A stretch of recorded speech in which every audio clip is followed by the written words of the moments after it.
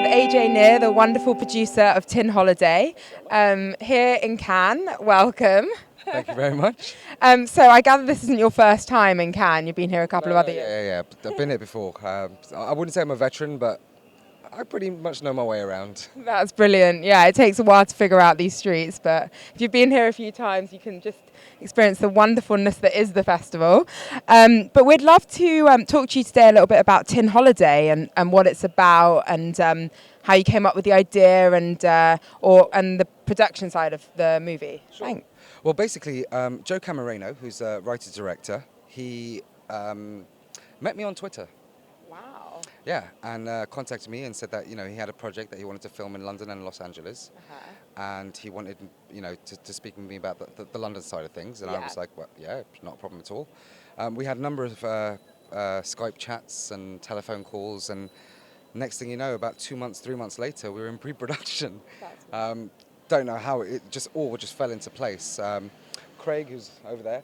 Hi, Craig. He was also one of the producers on the film.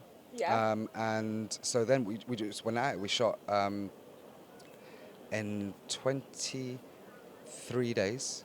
Wow. 3 days. Wow. In Los Angeles and London. Amazing. So, yeah. Wow, that's so awesome. So social media and then two different social media to set everything up, and then you're shooting multi-country. So how do you make that work with the weather and the light? I mean, was that quite a lot of talk and expenses about that? Well, weather-wise, we had to do it summertime here. Well, here in the UK, and LA because it's sunny all the time, so it doesn't matter. Yeah, exactly. So it was pretty much we shot in London. And then about a couple of weeks later, we finished it off in LA. It's been great. The trailer is now complete. Woohoo! And I'm here with the trailer. Yes, where can we see it?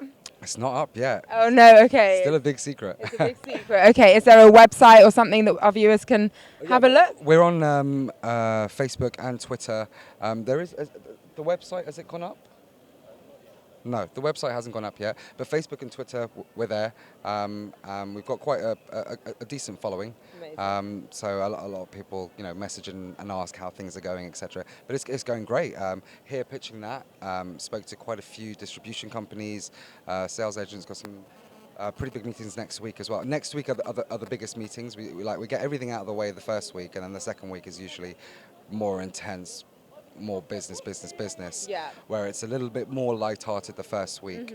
As far as finances and things like that, I tend to find the second week is when that happens. So I'm here with a few other scripts as well, pitching those. Interesting. So I just want to go back to this one. So that's an interesting strategy that you spend the first week sort of getting into the festival and sort of becoming acclimatized, and then the second week you kind of go more into the meetings. And what kind of thing do you prepare for the meetings? And how would you pitch in one of those meetings? Well, first of all, you need to know your numbers. If you don't know your numbers, you're going to be stuck. So you need to have a full budget plan, and you need to have sales expectations and the reasons as to why you think those expectations are what you think they are.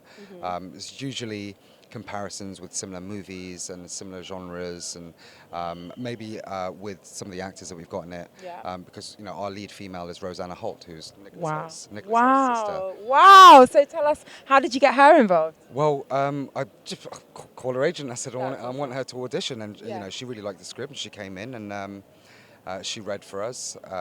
We had massive competition though, because we really struggled with that role.